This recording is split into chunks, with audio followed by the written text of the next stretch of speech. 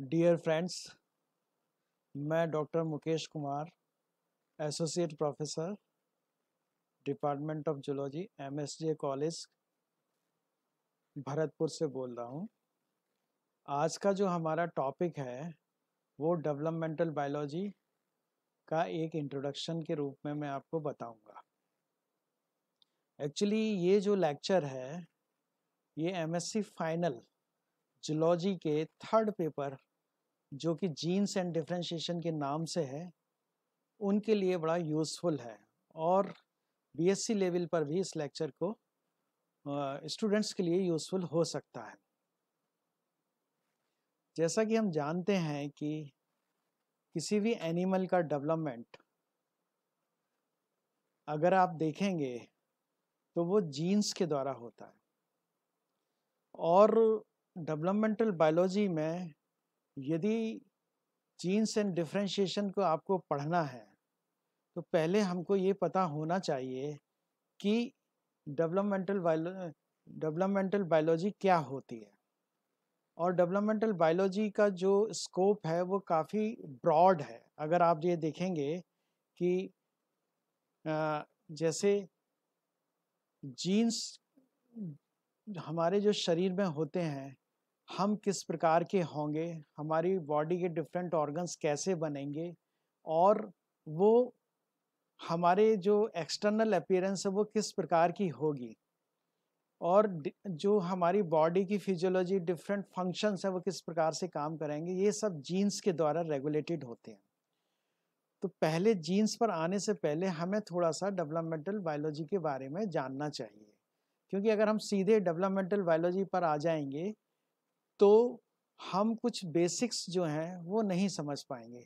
इसलिए मैंने ये जो टॉपिक लिया है, पहले आपको जस्ट सेंसिटाइज करना है, इंट्रोड्यूस करना है कि डेवलपमेंटल बायोलॉजी क्या होती है। डेवलपमेंटल बायोलॉजी का जैसे मैंने आपको बताया कि बहुत ही ब्रॉड स्पेक्ट्रम है, यानी अगर आप इसको फर्टिलाइजेशन से लेके और पूरे ह्यूमन डेवलपमेंट यानी एडल्ट लेवल तक अगर इसको लेंगे तो ये सारे जो इवेंट्स, जो सारी जो इसमें कॉन्सेप्ट होते हैं वो सारे डेवलपमेंटल बायोलॉजी में आ जाते हैं। यानी developmental biology is a happening science, it is a very happening science. Happening science का मतलब ये है कि जैसे अगर आप बायोलॉजी को पढ़ेंगे तो आप डिफरेंट उसकी ब्रांचेज होती हैं, जैसे सेल बायोलॉजी होती है, दूसरा उसका एनाटॉमी होती है, तीसरा उसका फिजियोलॉजी होती है, चौथा उसका डिफरेंट सिस्टम्स होते हैं, है ना। ऐसे ही तो ये सारे जो ब्रांचेज हैं इनको आप सेपरेटली अलग अलग पढ़ सकते हैं, लेकिन डेवलपमेंटल बायोलॉजी जो है इन सारी साइंसेस को अपने में समाहित या इंटीग्रेट किए होती है और ये सिस्टम्स बनने से पहले, ऑर्गन बनने से पहले ही ये साइंस शुरू हो जाती है। तो ये, या हम दूसरे शब्दों में ये भी कह सकते हैं कि it is the science which starts from the fertilisation to the development up to the adult level. और दूसरे शब्दों में या फिर दोबारा से इसको ऐसे भी एक्सप्लेन कर सकते हैं कि जब डेवलपमेंटल बायोलॉजी वहाँ से स्टार्ट हो जाती है जब फर्टिलाइजेशन प्रोसेस पूरा हो जाता है और उसके बाद डिफरेंट सेल डिविजन्स होते हैं और कंप्लीट बेबी की बर्थ होती है और उसके बाद वो एडल्ट लेवल तक पहुंच जाता है। तो ये डेवलपमेंटल बायोलॉजी में हम इसको स्टडी करते हैं। जैसा मैंने आपको बताया, ये स्लाइड ये शो कर रही है कि इसमें सारी डिफरेंट ब्रांचेज आ जाती हैं, जैसे cell biology, molecular biology, morphology, anatomy, physiology, genetics. और हम डिस्कस कर चुके हैं कि ये फर्टिलाइजेशन से स्टार्ट होती है। फर्टिलाइजेशन से लेके एम्ब्रियो डेवलपमेंट होता है, एम्ब्रियो डेवलपमेंट जब कंप्लीट होता है तो उसके बाद बेबी की बर्थ होती है और वो एडल्ट लेवल तक ग्रो करता है।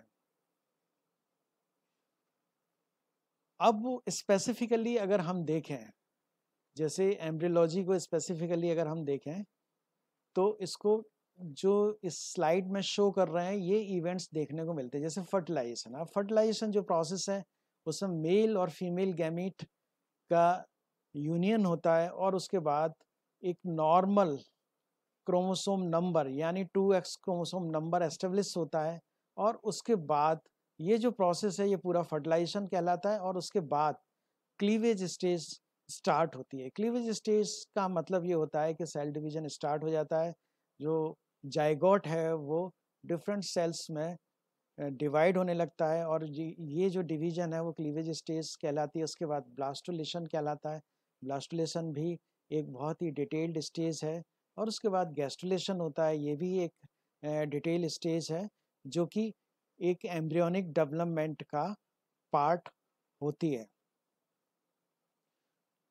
इसके बाद अगर आप देखेंगे कि डिफ्रेंशिएशन होता है। डिफ्रेंशिएशन का मतलब ये डिफरेंट सेल्स बन जाती हैं। डिफरेंट सेल्स का मतलब ये होता है कि these cells are responsible for forming the different tissues and organs। यानी डिफ्रेंशिएशन यानी अगर आप ये देखेंगे कि cells are differentiating in 3 germ layers, ectoderm, mesoderm and endoderm. तो ये डिफरेंट ऑर्गन्स बनाती हैं, तो ये डिफ्रेंशिएशन होता है। और मॉर्फोजेनेसिस के अंतर्गत अगर आप देखेंगे तो you will find that different morphological structures जो हैं वो बन जाते हैं, और डिफरेंट सिस्टम्स बन जाते हैं, और ये एक तरह से पूरा डेवलपमेंट की तरफ एक एडवांस स्टेज होती है। ऑर्गेनोजेनेसिस मैंने आपको बताया कि इसमें भी ये भी एम्ब्रियोनिक स्टेज की एक एडवांस स्टेज है, जिसमें ऑर्गन्स वगैरह और दूसरे सिस्टम्स बन जाते हैं। और ये सिस्टम्स जो हैं फिर एक पूरी तरह से जो डिफरेंट इनके फंक्शंस होते हैं, जैसे डाइजेस्टिव सिस्टम है, रेस्पिरेटरी सिस्टम है, नर्वस सिस्टम है, रिप्रोडक्टिव सिस्टम है, ये अपने इन कोऑर्डिनेशन काम करना शुरू हो जाता है, और इनका वेल डिफाइंड फंक्शन भी हो जाता है। तो ये अगर आप ये देखेंगे, ये सब कुछ बनने के बाद एक कंप्लीट बेबी का निर्माण होता है, और उसकी डिलीवरी होती है। तो यहीं पर डेवलपमेंट, डिलीवरी होने के बाद ही बेबी का डेवलपमेंट रुक नहीं जाता है, यानी उसके बाद वो एक एडल्ट स्टेज की तरफ उसका डेवलपमेंट होगा, उसकी ग्रोथ होगी, और बॉडी में बहुत सारे चेंजेस होंगे, और करीब 15 से 20 साल के बीच में वो पूरी तरह से एक एडल्ट के रूप में डेवलप होता है। तो यहाँ तक, यानी जैसा मैंने आपको बताया, फर्टिलाइजेशन से लेके और इस स्टेज तक यानी एडल्ट लेवल तक, ये पूरा एक डेवलपमेंट प्रोसेस में आता है। It is a very long process, और इसमें बहुत सारी जो इवेंट्स होते हैं उन सब को हम डेवलपमेंट में पढ़ सकते हैं। तो और अगर आप ये देखेंगे कि ये सारा सब कुछ जीन्स के द्वारा गवर्न होता है। तो कंक्लूजन में मैं ये आपको ये कहना चाहूँगा कि it is very important science. अच्छा, ये पढ़ाया क्यों जाता है? ये पढ़ाया इसलिए जाता है कि जैसे अगर आप इसको सेपरेट करके एम्ब्रियोलॉजी में भी इसका पार्ट सेपरेट करके एम्ब्रियोलॉजी में भी पढ़ सकते हैं, लेकिन डेवलपमेंटल बायोलॉजी जो है एक काफ़ी ब्रॉड सब्जेक्ट हो जाता है, और मुझे यहाँ कहने में कोई हेजिटेशन नहीं है कि ये बहुत ही लेस अंडरस्टूड साइंस है। यदि बायोटेक्नोलॉजिकली अगर हम देखें, जीन्स के रूप में देखें, ये सारे इवेंट्स जो डेवलपमेंटल बायोलॉजी में आते हैं, और ये जो पेपर है जीन्स एंड डिफरेंशिएशन का, साइंटिस्ट इसको जानने की कोशिश कर रहे हैं कि इसमें क्या मैकेनिज्म है, यानी ये जो सीक्वेंशियल इवेंट्स हैं वो एक तरह से कैसे इतने रेगुलेटेड और कंट्रोल्ड मैनर में होते हैं।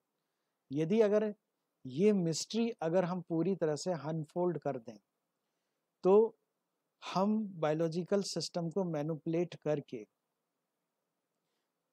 इसमें बहुत सारे एडवांसमेंट ला सकते हैं, बहुत सारी बीमारियों को रोक सकते हैं, लाइफ को बढ़ा सकते हैं, जो टोटल एवरेज लाइफ है उसको हम बढ़ा सकते हैं, और दूसरे जो कॉम्प्लिकेशंस होते हैं उनको हम काफ़ी हद तक रोक सकते हैं। लेकिन इट्स नॉट दैट इजी, ये इतना आसान काम नहीं है।